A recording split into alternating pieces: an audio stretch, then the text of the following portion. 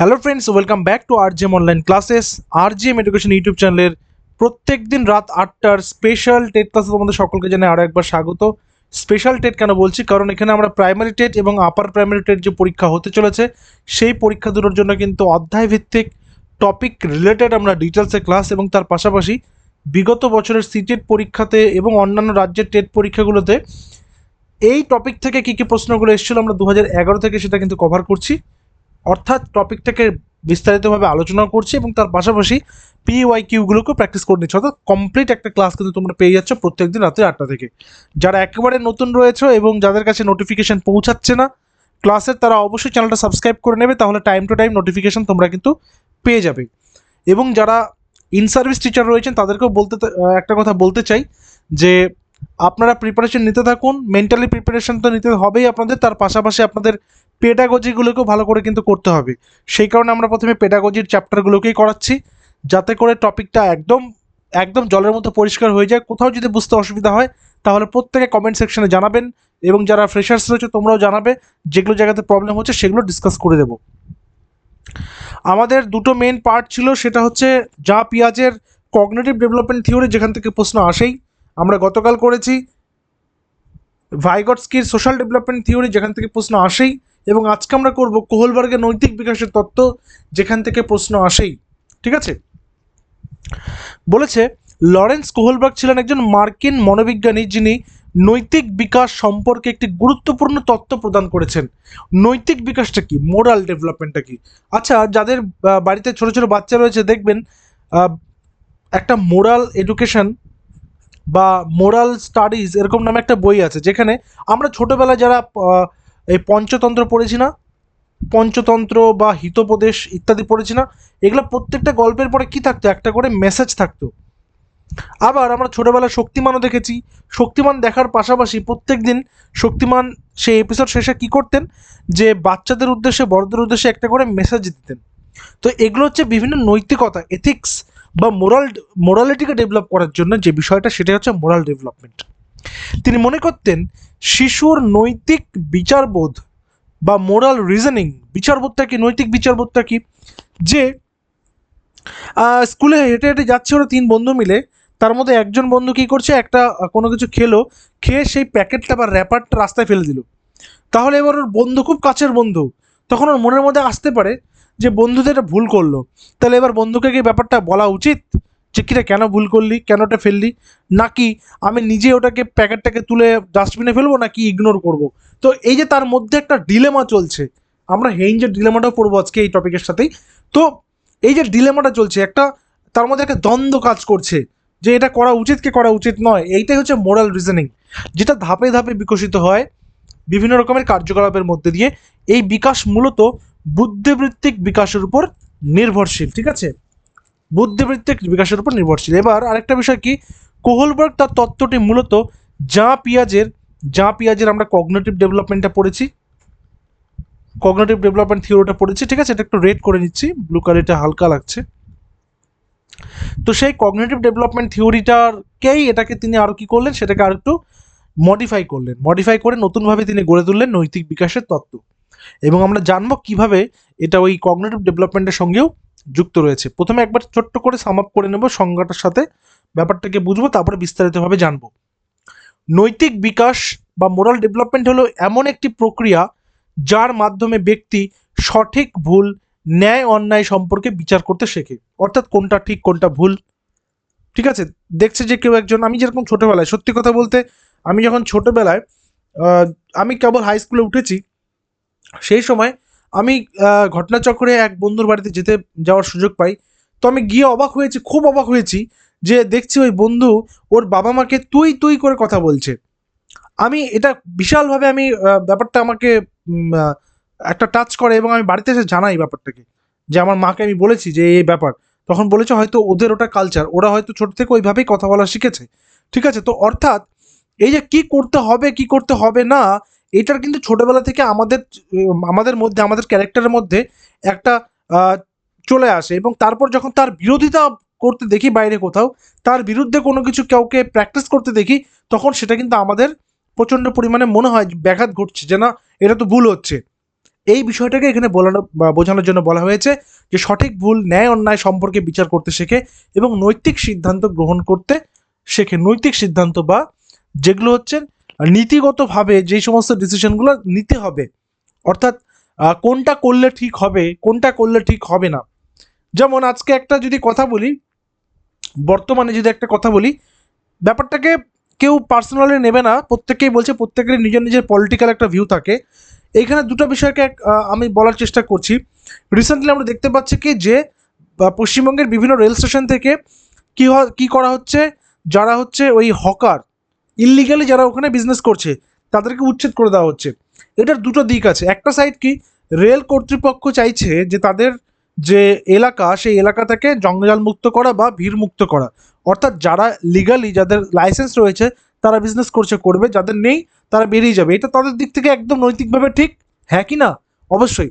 আবার অন্য দিক থেকে আমরা যদি মানবতার খাতিরে বিচার করি, তাহলে আমাদের এটা মনে হচ্ছে যে ওই যে মানুষগুলো, হকারগুলোকে উচ্ছেদ করা হলো, তারা কি করে খাবে? তাদের তো জীবন জীবিকাতে একটা কি পড়লো, একটা একটা বন্ধ হওয়ার উপক্রম হলো। তো এটা দুটো দিক রয়েছে। এই যে জায়গাতে সিদ্ধান্ত নেওয়ার যে ব্যাপারটা, নৈতিক সিদ্ধান্ত গ্রহণের যে ব্যাপারটা, সেটাই হচ্ছে নৈতিক বিকাশের তত্ত্ব বা মোরাল ডেভেলপমেন্ট থিওরি। বোঝা গেছে? কোহলবার্গের মূল ধারণাটি ধাপে ধাপে হয়। এই ধাপগুলো আমরা জানবো। Obedient punishment, self interest, conformity, authority, social contract, universal ethical principles, এগুলো আমরা জানবো আজকে। সমস্তটা ডিটেলস আমরা জানবো। যে 6টা স্টেজ রয়েছে, 3টা পার্ট, 3টা পার্টের মধ্যে 6টা স্টেজ রয়েছে, প্রত্যেকটা দুটো দুটো করে কী কী রয়েছে সেটা দেখব। প্রত্যেক ব্যক্তি একই ক্রমে ধাপ অতিক্রম করে। একই ক্রমে বলতে মানে বলা যেতে পারে যে স্টেপ 1-এর পরে স্টেপ 2, তারপরে স্টেপ 3, মানে প্রথমে এখানে, তারপরে এখানে, তারপরে এখানে, তারপরে এখানে, তারপরে এখানে, তারপরে এখানে, মানে কেউ লাভ দিয়ে 1 থেকে 6 চলে যাবে না। ধাপ লঙ্ঘন বা স্কিপ করা যায় না, প্রত্যেককে ওই ধাপে ধাপে যেতে হবে। এবং তারপর এই বাচ্চারা সমস্ত কিছু করে সে কিন্তু একটা কমপ্লিট মানুষ হয়ে তৈরি হবে। নৈতিক বিকাশ বয়স এবং জ্ঞানীয় বিকাশের সঙ্গে সম্পর্কিত। জ্ঞানীয় বিকাশ মানে যেটা কগনিটিভ ডেভেলপমেন্ট, সেটার সঙ্গে সম্পর্কিত। কারণ যত বয়স বাড়বে তত তার মধ্যে কগনিশন বাড়বে, তত তার মধ্যে কি বাড়বে, জ্ঞানটা বাড়বে, প্রজ্ঞাটা বাড়বে, তাই তো? আর সব মানুষ সর্বোচ্চ স্তরে পৌঁছাতে পারে না, কারণ তার নৈতিকতা আগেই নষ্ট হয়ে যায়। সে তখন আর ঠিক ভুল বিচার করতে শেখে না। কারণ যখন বিপুল পরিমাণ টাকার একটা লোভ চলে আসে, তখন পুকুর ভরাট করতেও কারোর আর দ্বিধাবোধ হয় না। তখন তাদের মনে হয় যে পুকুরটা ভরাট করে দিতে পারলেই আমার এখানে ইনকামটা বাড়বে। ঠিক আছে? তো এই বিষয়গুলো কিন্তু রয়েছে। অর্থাৎ এখানে নৈতিকতার যে একটা বিষয়, যে সবাই বুঝতে পারছে যে পুকুর ভরাট করে দেওয়াটা কিন্তু একটা খুবই খারাপ কাজ হচ্ছে, তবুও তারা কি করছে, পুকুরটা ভরাট করছে। কেন? তো বিপুল পরিমাণ অর্থের যে লোভ। তো এইখানে কিন্তু তারা সেই জায়গাটাতে, সেই স্টেজটার অতিক্রম করতে পারলো না, নৈতিকতার দিক থেকে তারা হেরে গেল। ঠিক আছে? তো এই বিষয়গুলো কিন্তু আমাদের সামাজিক যেগুলো উদাহরণ, সেগুলো নিয়ে তোমাদেরকে বলার চেষ্টা করছি। এবার নেক্সটে আসি, কোহলবার্গের 3টি স্তর বা লেভেল, 3টি স্তর বা লেভেল এবং 6টি পর্যায় বা স্টেজ। তাহলে 3টা লেভেল, 6টা স্টেজ, মানে প্রত্যেকটা লেভেলে 2টা করে স্টেজ রয়েছে, তাই তো? এবার দেখে নিচ্ছি। প্রথমটাই কি, প্রি কনভেনশনাল বা প্রাথমিক প্রচলিত স্তর। বয়স সাধারণত 4 থেকে 10 বছর বয়স। এই স্তরে শিশুর নৈতিকতা নির্ভর করে শাস্তি এবং পুরস্কারের উপর। দেখো, 4 থেকে 10 বছর মানে কি, বাচ্চাটা প্রাইমারিতে পড়ে, মানে ক্লাস 5 পর্যন্ত তার পড়াশুনো। এই সময়ের মধ্যে সে কি পাচ্ছে, সে শাস্তির ভয় পাচ্ছে এবং পুরস্কারের জন্য সে কিন্তু একটু উদ্গ্রীব থাকছে।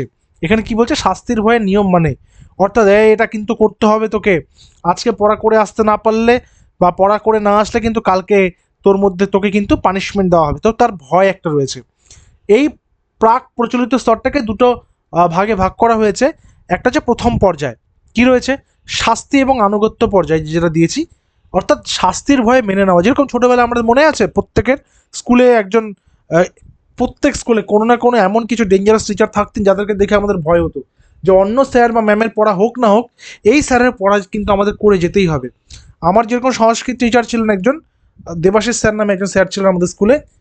তার যে সেই লম্বা পুলিশের লাঠির মতো একটা লাঠি নিয়ে আসতেন, এবং ওই শ্লোক ভালো করে না পড়ে আসতে পারলে পিঠের মধ্যে 5টা করে সেই লাঠির বাড়ি পড়তো।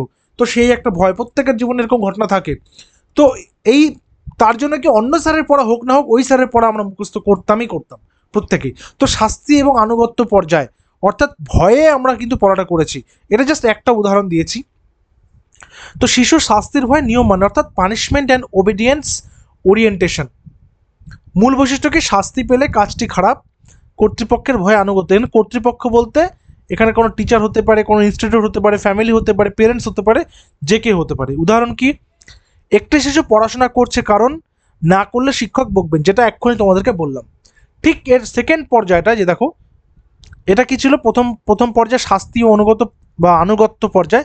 সেকেন্ড পর্যায় বা দ্বিতীয় পর্যায়টা হচ্ছে উপকরণমূলক বা স্বার্থভিত্তিক পর্যায়। কিরকম? বিনিময়ে আমি কি পাবো? কখনো কখনো হয় না যে তুই যদি, আমরা যেরকম কখনো কখনো কি করি ছোট ছোট বাচ্চাদেরকে, যে তুমি যদি আজকে এই পড়াটা কমপ্লিট করতে পারো তাহলে তোমাকে আমি একটা চকলেট খাওয়াবো, ঠিক আছে? তুমি একটা চকলেট কিন্তু পাবে আমার কাছ থেকে। তার মানে কি, বাচ্চাটার মধ্যে চকলেটটা পাওয়ার একটা কি কাজ করছে? একটা লোভ কাজ করছে। ও ভাবছে আচ্ছা তার মানে এটা করলে আমি এটা পাবো। এবার 2 দিন দেওয়া হয়েছে, 3 দিন দেওয়া হয়েছে, চতুর্থ দিন সে কিন্তু ওই কাজটা করার পরে একটা চকলেট এক্সপেক্ট করবে। তখন চকলেট না দিলে তার কিন্তু মনটা খারাপ হবে। তো এটা হচ্ছে কি, কোনো কিছু লাভের জন্য, অর্থাৎ শিশু পুরস্কার বা ব্যক্তিগত লাভের জন্য কাজ করে থাকে। মূল বৈশিষ্ট্য, আমি লাভবান হব কি না, গিভ অ্যান্ড টেক। আমি তোমার কাজ করব, তুমি আমাকে চকলেট দাও। অর্থাৎ প্রথম পার্টে আমরা কি দেখলাম? সে শাস্তির ভয় পাচ্ছে। এবং দ্বিতীয় পার্টে আমরা কি দেখছি? যে বাচ্চাটা দেখো, এই যে দেখো বাচ্চাটা কি, এই কাজটা করে দেবো তাহলে আমাকে চকলেট দিতে হবে। বা তুমি এই যে দেখো এখানে পাল্লার মাধ্যমে, পাল্লা পাথরের মাধ্যমে এখানে বোঝানো হয়েছে, ঠিক আছে? যে একটা সাইডে তোমার কাজ, একটা সাইডে তোমার পুরস্কার, বিনিময় নীতি, রেসিপ্রোকিসিটি। নেক্সটে চলে আসি পরের নাম্বারে, প্রচলিত স্তর মানে সেকেন্ড, যেটা কনভেনশনাল। আগেরটা ছিল প্রি কনভেনশনাল, এবারটা কনভেনশনাল বা প্রচলিত স্তর। সাধারণত বয়স হবে 10 থেকে 15 বছর বয়স। মানে কি, ও কিন্তু বয়স সন্ধিকালে প্রবেশ করে গেছে। বয়স সন্ধিকাল বা অ্যাডোলেসেন্স পিরিয়ড যেটাকে আমরা বলে থাকি, এই সময়টাকে কিন্তু ঝড় ঝঞ্ঝার কাল বলা হয়েছে। ঝড় ঝঞ্ঝার কাল, কারণ এই সময় কি হয় দেখবে, একটা ছেলে মেয়েদের মধ্যে বেসিক পার্থক্যগুলো পরিষ্কার হয়। ছেলেদের একটা দল তৈরি হয়, ছেলেদের ভোকাল চেঞ্জ হতে থাকে, মেয়েদের ভোকাল আস্তে আস্তে আরও শুরু হয়ে যায়, ঠিক আছে? এই বিষয়গুলো কিন্তু রয়েছে। তাদের গ্রুপ আলাদা হয়ে যায়, তাদের গ্রুপের মধ্যে লিডার তৈরি হতে শুরু করে দেয়। তো এই সময়টা হচ্ছে খুবই একটা ঝড়ঝঞ্ঝার কাল বলা হয়েছে, কারণ সব থেকে বেশি পরিবর্তন এই সময় লক্ষ্য করা যায়।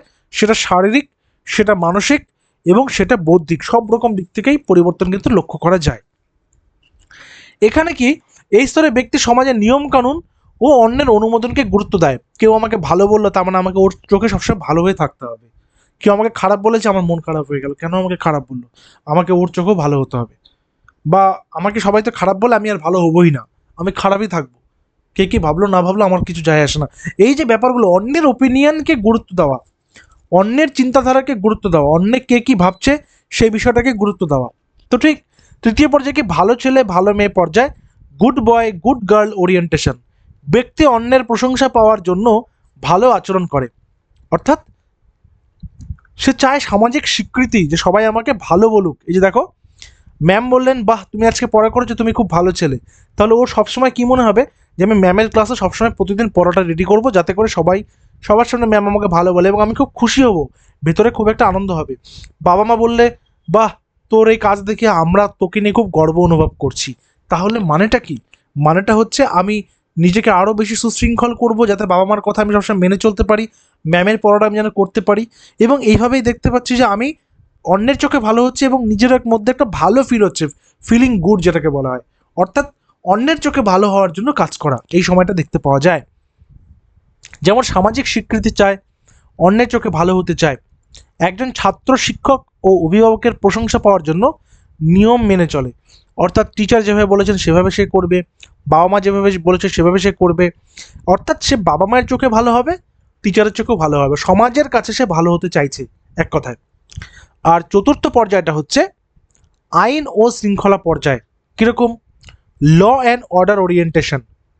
মানে নিয়ম ভাঙার যে ব্যাপারটা সেটা কিন্তু নয়, নিয়ম ভাঙার ব্যাপারটা কিন্তু নয়, ঠিক আছে? ল অ্যান্ড ওরিয়েন্টেশন মানেটা কি? মানেটা হচ্ছে আমি আইন মেনে চলবো, রাস্তার বাদিক দিয়ে হাঁটতে হবে বা রাস্তার বাদিক দিয়ে হাঁটবো, জেব্রা ক্রসিং দিয়ে হাঁটতে হবে আমি জেব্রা ক্রসিং দিয়ে হাঁটবো, দেখো জেব্রা ক্রসিং দিয়েই হাঁটছে। রেড সিগনালে দাঁড়িয়ে পড়তে হবে, আমি দাঁড়িয়ে পড়বো। অর্থাৎ আমি নিয়ম মেনে চলবো, আমি সরকারকে ফাঁকি দেব না, আমি সমাজের যেগুলো নিয়ম রয়েছে সেগুলোকে আমি কখনোই অসম্মান করব না। অর্থাৎ কি হয়, মানুষ তো একটা সামাজিক প্রাণী বা সামাজিক একটা জীব, তাহলে সে সবসময় নিজেকে সামাজিক করে রাখার জন্য সমাজের নিয়মগুলোকে কিন্তু অবচেতনে ফলো করতে থাকে, তাই তো? তো সমাজের নিয়ম ও আইন রক্ষাকেই গুরুত্বপূর্ণভাবে মনে করবে। এক্ষেত্রে কর্তব্যবোধ আসবে, আইন মেনে চলা আসবে। ঠিক আছে, কেউ ট্রাফিক আইন মানছে কারণ আইন ভাঙা উচিত নয় সেটা সে ভালো করে জানে। তো এই বিষয়গুলো কিন্তু এখানে গুরুত্বের সঙ্গে আমাদের দেখতে হবে। এরপরে কি আছে, উত্তর প্রচলিত পর্যায় বা যেটাকে আমরা বলবো পোস্ট কনভেনশনাল লেভেল। উত্তর প্রচলিত পর্যায় বা যেটাকে বলবো কি পোস্ট কনভেনশনাল লেভেল। কি বলেছে, সাধারণত প্রাপ্তবয়স্ক পর্যায়। এই স্তরে ব্যক্তি নিজের নৈতিক নীতি অনুযায়ী বিচার করে। নৈতিক নীতি অর্থাৎ তার যে মোরালিটি রয়েছে সেই মোরালিটি অনুযায়ী বিচার করে। কিভাবে দেখো, এখানে কি বলেছে, মানব কল্যাণই সব থেকে গুরুত্বপূর্ণ। এখানে মানুষ কি করছে, সামাজিক ন্যায়ের কথা বলছে, আইন মানুষের জন্য ইত্যাদির কথা বলছে। আইন মানুষের ঊর্ধ্বে নয়, সেই কারণে কি বলছে দেখো, আইন মানুষের জন্য এবং মানুষের কল্যাণ করাটাই সবার আগে। এবার এখানে কি সামাজিক চুক্তি অর্থাৎ যেগুলো যেই নিয়মে সমাজ চলছে সেই নিয়মকে মেনে চলা, বা যাকে বলা হচ্ছে সোশ্যাল কন্ট্রাক্ট ওরিয়েন্টেশন। ব্যক্তি বুঝতে পারে আইন মানুষের কল্যাণের জন্য। অর্থাৎ একটা নিয়ম করা হয়েছে যে রাস্তার বাদিক দিয়ে হাঁটতে হবে, তার মানে কি যাতে করে অ্যাক্সিডেন্ট না হয়। ঠিক তেমনি প্রত্যেকটা আইন যে প্রণয়ন করা হয় সেগুলো কার জন্য, সেগুলো মানুষের সুবিধার জন্য, মানুষের জীবনকে বিপর্যস্ত করার জন্য নয়, মানুষের জীবনে সমস্যা তৈরি করার জন্য নয়। তো মানব কল্যাণটাই গুরুত্বপূর্ণ, প্রয়োজনে আইন পরিবর্তনযোগ্য। এরপরে কি বলেছে, একটা উদাহরণ দেখো, অন্যায় আইন পরিবর্তনের দাবি করা। ঠিক আছে, যেটা অন্যায় হচ্ছে এটা পরিবর্তন করতে হবে। আর ষষ্ঠ পর্যায়ে যেটা হচ্ছে কি সার্বজনীন নৈতিক পর্যায়। সার্বজনীন মানে কি সবার জন্য, যেটা ইউনিভার্সাল এথিক্যাল প্রিন্সিপাল ওরিয়েন্টেশন। কি বলেছে, পোস্ট কনভেনশনাল লেভেল উত্তর প্রচলিত স্তর, six stage universal ethical principal orientation বা সার্বজনীন নৈতিক নীতি পর্যায়। মূল ধারণা কি রয়েছে, সত্য ও ন্যায়ের পক্ষে দাঁড়ানো উচিত। ঠিক আছে, কি বলেছে, ব্যক্তি নিজের বিবেক ও নৈতিক আদর্শ অনুযায়ী কাজ করে। ব্যক্তি নিজের বিবেক এবং নৈতিক আদর্শ, তার মধ্যে কি কি তার মধ্যেকার যে সমস্ত বিবেক জাগ্রত হয় এবং সেই অনুপাতে তার মধ্যে যে নৈতিক আদর্শ সে ছোট থেকে অর্জন করতে শিখেছে সেই অনুপাতে সে কিন্তু কাজ করতে থাকে।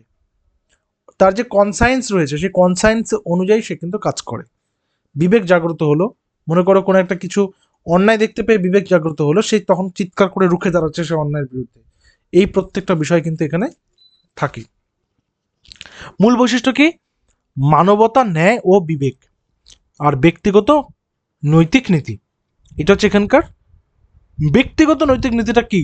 মনে করো আমি একটা ইনকাম ট্যাক্সের এক্সাম্পল দিচ্ছি। ধরো ইনকাম ট্যাক্স, সরকার বলল কি বার্ষিক 12 লাখ টাকার ঊর্ধ্বে যদি কারোর আয় হয় তাহলে তাকে ইনকাম ট্যাক্স দিতে হবে। এবার মনে করো কেউ অনেক টাকা ইনকাম করেছে, তাকে বছরে 50,000 টাকা ইনকাম ট্যাক্স দিতে হলো। এই টাকাটা তো সে নিজে ইনকাম করেছে, বাট তাকে ডাইরেক্ট ট্যাক্স দিতে হচ্ছে সরকারের কাছে। এবার সে দেখতে পাচ্ছে যে যে রাস্তাতে সে হাঁটে, ঠিক আছে, যেইখানে সে শ্বাস প্রশ্বাস নিচ্ছে সেই জায়গাটার বায়ুটা দূষিত, যে রাস্তাতে যাচ্ছে সেই রাস্তাটা ভাঙা। তো তখন তার মনে হবে এই যে আমি 50,000 টাকা যে দিলাম ইনকাম ট্যাক্সের জন্যে, আমি এরপর থেকে আর কোনো টাকা দিব না ইনকাম ট্যাক্সে, কারণ আমার মনে হচ্ছে আমার দেওয়া টাকা সরকার সঠিকভাবে ব্যবহার করছে না। তাহলে এটা কিন্তু ব্যক্তিগত নৈতিক নীতি, তার মনে হলো যে আমি দিব না। ঠিক সেই রকমভাবেই একটা ইউনিভার্সাল এথিক্যাল প্রিন্সিপাল থাকে, যেখানে মানুষ কি করছে একটা নৈতিকভাবে সে চলছে, যেটাকে আমরা বলে থাকি কি সিভিক সেন্স, তাই তো? কি বলি, সিভিক সেন্স। এইবার এই সিভিক সেন্সকে কেউ মানছে না, যার জন্য ভারতবর্ষের স্বচ্ছ ভারত অভিযানের মতন একটা ড্রাইভ করতে হচ্ছে। কেন? যাতে শৌচকর্ম বাড়ির ভেতরে করার জন্যে, রাস্তাঘাটে খোলা মাঠে করার জন্য নয়, এইটা বোঝানোর জন্য আইন আনতে হচ্ছে, এটা বোঝানোর জন্য একটা ড্রাইভ আনতে হচ্ছে আমাদের দেশে। অর্থাৎ এইটাও কিন্তু একটা ইউনিভার্সাল এথিক্যাল প্রিন্সিপালের মধ্যে পড়ছে, যে মানুষের নিজের যে নৈতিক ভ্যালুসগুলো সেগুলো কিন্তু বুঝতে শিখতে হবে, এবং সিভিক সেন্স সেটাকেও কিন্তু মানুষের মধ্যে জাগ্রত করতে হবে। তাহলে গভর্নমেন্টকে এই সমস্ত দায়িত্ব নিতেই হবে না। একটা জায়গায় সেদিনকে পড়ছিলাম যে রেলওয়েজ, ভারতের যে ইন্ডিয়ান যে রেলওয়েজ রয়েছে, ইন্ডিয়ান রেলওয়েজকে প্রতি বছর প্রায় 12,000 কোটি টাকা, 12,000 ক্রোড় টাকা শুধুমাত্র ব্যবহার করতে হয় যে পানের পিক, গুটকার পিক রয়েছে প্রত্যেকটা প্ল্যাটফর্ম স্টেশনে, সেগুলো পরিষ্কার করার জন্য গোটা ভারতবর্ষ জুড়ে। তাহলে বুঝতে হবে যে ভারতবর্ষের সিভিক সেন্সের কতটা অভাব রয়েছে। ঠিক আছে, এই এই ডেটাটাই কিন্তু পরিষ্কার বুঝিয়ে দিচ্ছে যে কী অভাব রয়েছে। সেইটাই কোহলবার্গ কিন্তু বলেছেন।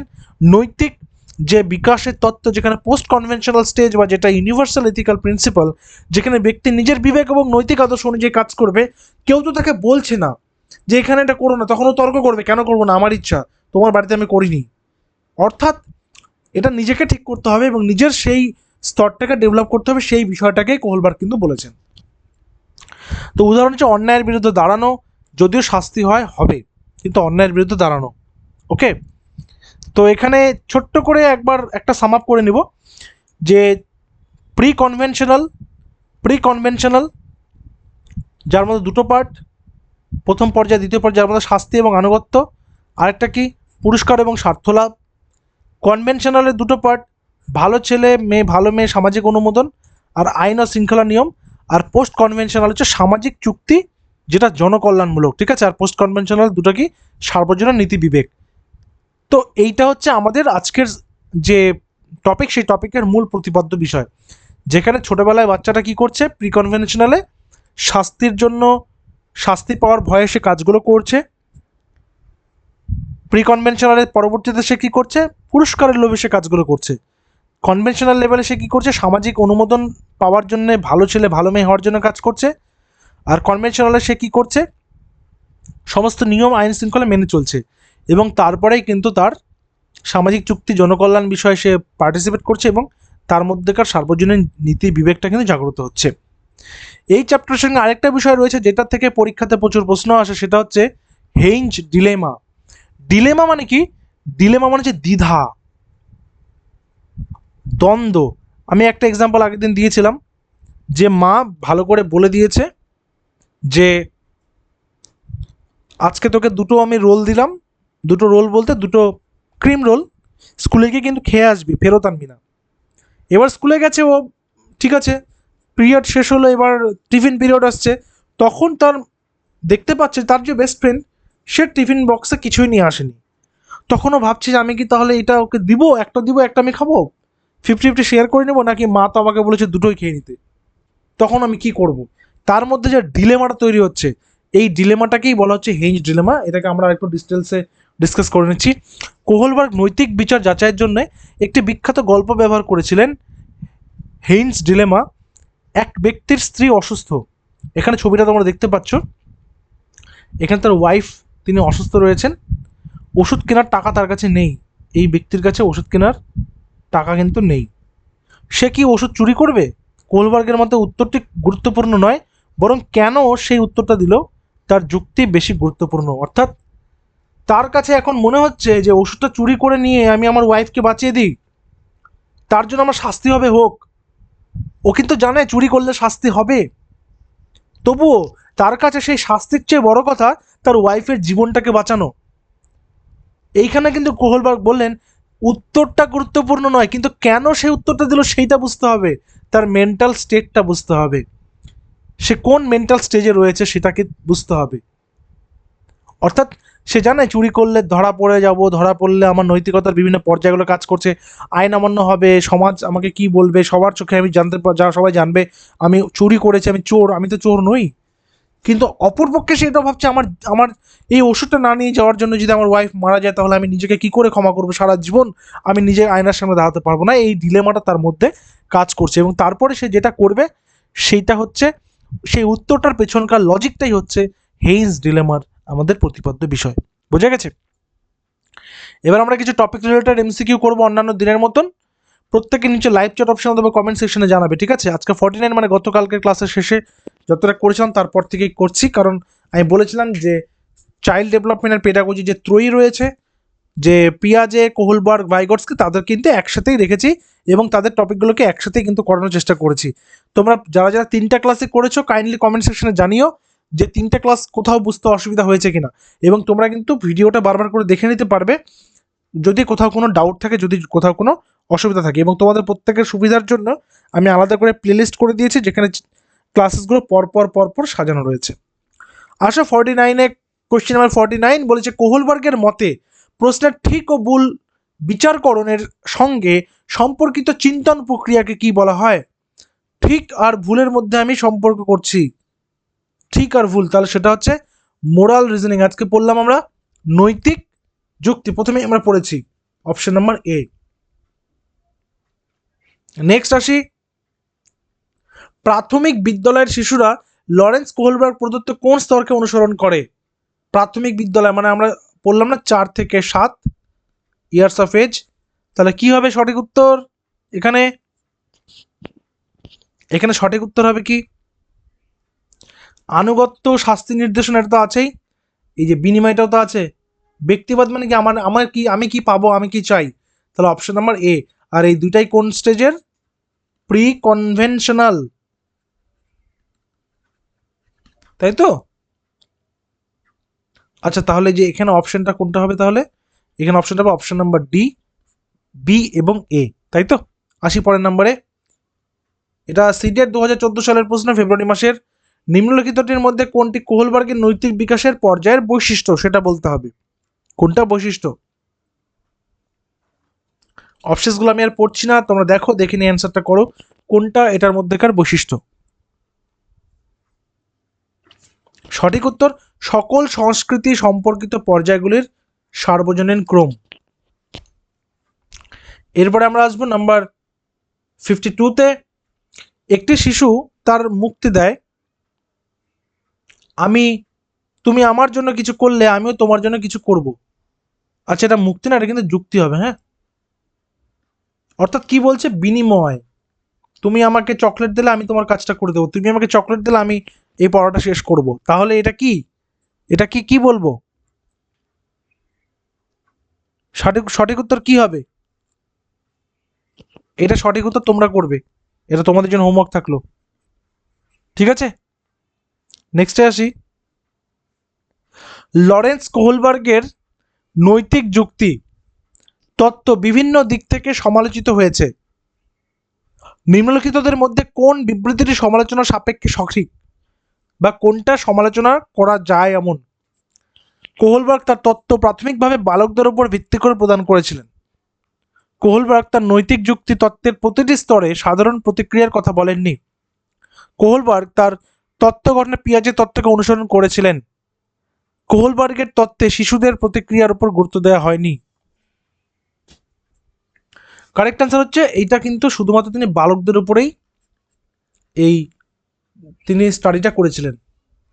অপশন নাম্বার এ হচ্ছে এখানে কারেক্ট অ্যান্সার। নেক্সট আসবো নাম্বার 54। নিচের বর্ণনাটি পড়ুন এবং কোহলবার্গের নৈতিক বিকাশের পর্যায়টি সংজ্ঞায়িত করুন। বর্ণনাটা কি আছে দেখে নেই। সঠিক ক্রিয়াকলাপকে বিবেকের স্বনির্বাচিত নৈতিক নীতি দ্বারা সংজ্ঞায়িত করা হয়, যা আইন ও সামাজিক চুক্তি নির্বিশেষে সকল মানুষের জন্য বৈধ। সঠিক ক্রিয়াকলাপকে সামাজিক চুক্তিগত নিয়ন্ত্রণ, সামাজিক শৃঙ্খলা বজায় রাখা, সর্বজনীন নৈতিক নীতি, নাকি যান্ত্রিক উদ্দেশ্যে নিয়ন্ত্রণ? কারেক্ট অ্যান্সার হবে সামাজিক, ভুল বললাম, সর্বজনীন নৈতিক নীতি, যেটা ইউনিভার্সাল ইথিক্যাল প্রিন্সিপাল, যেটা হচ্ছে পোস্ট কনভেনশনাল স্টেজটা যেটা ছিল। চলো পরের নাম্বারে আছে নাম্বার 55। লরেন্স কোহলবার্গের উত্তর প্রথাগত পর্যায় বা পোস্ট কনভেনশনাল স্টেজের পঞ্চম পর্যায়টিতে চিহ্নিত করা হয়েছে, তা হলো পঞ্চম পর্যায় কি চিহ্নিত করা হয়েছে? এটা সিটেট ডিসেম্বর 2021-এর প্রশ্ন।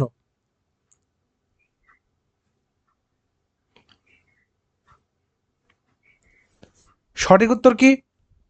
সঠিক উত্তর হচ্ছে নীতিশাস্ত্র ব্যতীত নৈতিক নীতি প্রণয়ন। অর্থাৎ নৈতিক নীতি কোনটা, যেটা লেখা আছে সেটাই মানতে হবে না, তা কিন্তু নয়, যেটাতে মানব কল্যাণ হবে সেটা। আজকে আমরা জানলাম সেই বিষয়টা। অপশন নাম্বার সি হচ্ছে এখানে সঠিক উত্তর। লরেন্স কোহলবার্গের তত্ত্ব ক্যারল গিলিগানের দ্বারা সমালোচিত হয়েছে কারণ? এটা কিন্তু খুব গুরুত্বপূর্ণ একটা প্রশ্ন, সিটেট 2023-এ এসছে, ভালো করে দেখবে।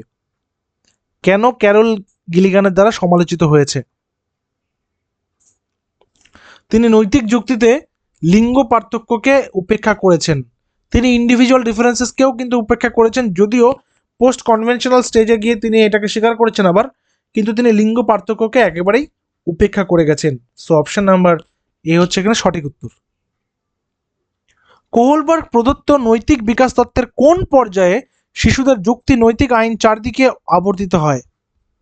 যুক্তি নৈতিক আইন শিশুদের চারদিকে আবর্তিত হয়। প্রচলিত নৈতিকতা, ভিন্নধর্মী নৈতিকতা, স্বায়ত্তশাসিত নৈতিকতা নাকি প্রাক প্রচলিত নৈতিকতা? কারেক্ট অ্যান্সার কি হবে? কারেক্ট অ্যান্সার হচ্ছে কনভেনশনাল মরালিটি, যেটা হচ্ছে প্রচলিত নৈতিকতা। যেই জন্য এখানে বলা হয়েছে যে কোন পর্যায়ে শিশুদের যুক্তি নৈতিক আইনের চারদিকে আবর্তিত হয়, যে কোনটা মেনে চলবো কোনটা মেনে চলবো না ইত্যাদি। নেক্সট নাম্বার 58, শিশুদের নৈতিক বিকাশ তত্ত্ব প্রতিষ্ঠায় লরেন্স কোহলবার্গ কোন পদ্ধতির ব্যবহার করেছেন?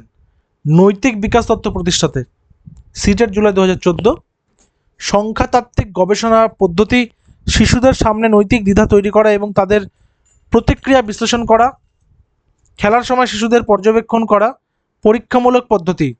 কারেক্ট অ্যান্সার কি হবে? মানে বলেছেন শিশুদের নৈতিক বিকাশ তত্ত্ব প্রতিষ্ঠায় কোহলবার্গ কোন পদ্ধতির ব্যবহার করেছেন? খুব সহজ, শিশুদের সামনে নৈতিক দ্বিধা তৈরি করা, ডিলেমা তৈরি করা, তাই না? দ্বিধা বা ডিলেমা তৈরি করা। সো অপশন নাম্বার বি হচ্ছে এখানে সঠিক উত্তর। কোয়েশ্চেন নাম্বার 59, এবং এটা তোমাদের আজকের হোমওয়ার্ক রয়েছে, এটা ত্রিপুরা টেট পরীক্ষাতে এসেছিল। ড্যাশের মতে জ্ঞানমূলক বিকাশ, জ্ঞানমূলক দ্বন্দ্ব এবং নির্দিষ্ট ভূমিকা গ্রহণের ক্ষমতা, এই তিনটি হলো নৈতিক বিকাশের মূল উপাদান। ত্রিপুরা আপার প্রাইমারি টেটে এটা হচ্ছে কী হবে? কোহলবার্গ, পিয়াজে, হেভিগ, হার্স নাকি এদের কেউই নন? হোমওয়ার্কটা তোমরা নিচে জানাবে। এবং তোমাদের প্রত্যেককে জানিয়ে রাখি, আমাদের যে ব্যাচেসগুলো চলছে এখন বর্তমানে, আপার প্রাইমারি ব্যাচ কিন্তু চলছে। আপার প্রাইমারি ব্যাচ চলছে, সেটাতে তোমরা অ্যাডমিশন নিয়ে নিতে পারো। এখানে প্রত্যেকটা সাবজেক্টের ডিটেলসে আলোচনা হচ্ছে, আমাদের টপিক ধরে ধরে, তারপর সেগুলোর এমসিকিউ করানো হচ্ছে। আমাদের অফিসিয়াল হোয়াটসঅ্যাপ নাম্বার 9564345236-এ তোমরা আপার প্রাইমারি লিখলে এই ব্যাচের সমস্ত ডিটেলস পাবে। ব্যাচের ফিজ অনলি 999, এটা ওয়ান টাইম পেমেন্ট। পরীক্ষা যতদিন না হচ্ছে পরীক্ষা পর্যন্ত চলবে, ইনক্লুডিং মক টেস্ট। প্রাইমারি টেটে তোমরা অ্যাডমিশন নিয়ে নিতে পারো। প্রাইমারি টেস্টেরও, এই টেটেরও কিন্তু সেম ক্যাটাগরি রয়েছে। তোমরা যে কোনো হোয়াটসঅ্যাপ নাম্বার আমাদের 7501880606 অথবা 9564345236, যে কোনো একটা তোমরা হোয়াটসঅ্যাপ করবে প্রাইমারি টেট ব্যাচ লিখে। এটারও ফিজ 999, এটা ওয়ান টাইম পেমেন্ট, পরীক্ষা পর্যন্ত চলবে। যারা ইন সার্ভিস রয়েছেন তারাও জয়েন করে নিতে পারেন ফুল গাইডেন্সের জন্যে। আর যাদের যোগ্যতা মান রয়েছে প্রাইমারি আপার প্রাইমারি দুটোতেই বসার, যেহেতু আগামীতে প্রাইমারি আপার প্রাইমারি দুটো পরীক্ষায় হবে এবং সুপ্রিম কোর্ট অর্ডার দিয়েছে বছরে দুবার করে টেট নিতে হবে, অর্থাৎ দুবার প্রাইমারি দুবার আপার প্রাইমারি। ঠিক আছে, যদি এরকমই হয় তাহলে কিন্তু আগামীতে খুব সুন্দর সুযোগ আসছে। তো সেই কারণে তোমরা এই ব্যাচটাও যুক্ত হতে পারো। এটার ফিজ অনলি 1199। এটা আগামী 5ই জুন অর্থাৎ আগামী পরশু দিন থেকে শুরু হয়ে যাচ্ছে এই ব্যাচটা। যাদের প্রাইমারি এবং আপার প্রাইমারি দুটোরই প্রস্তুতি চলছে তারা কিন্তু এই ব্যাচটা যুক্ত হতে পারো। তার জন্য আমাদের হোয়াটসঅ্যাপ নম্বর 9564345236-এ যোগাযোগ করবে, টেট কম্বাইন্ড ব্যাচ কথাটা লিখে, তাহলে তোমাদেরকে ডিটেলসটা পাঠিয়ে দেওয়া হবে। তো দেখা হচ্ছে আবার পরবর্তী ক্লাসে। হোমওয়ার্কটা অবশ্যই করবে এবং আগামী ক্লাস আমরা আরও একটি টপিক নিয়ে এভাবে ডিসকাস করব। Till then, stay connected with RGM education YouTube channel. Thank you very much.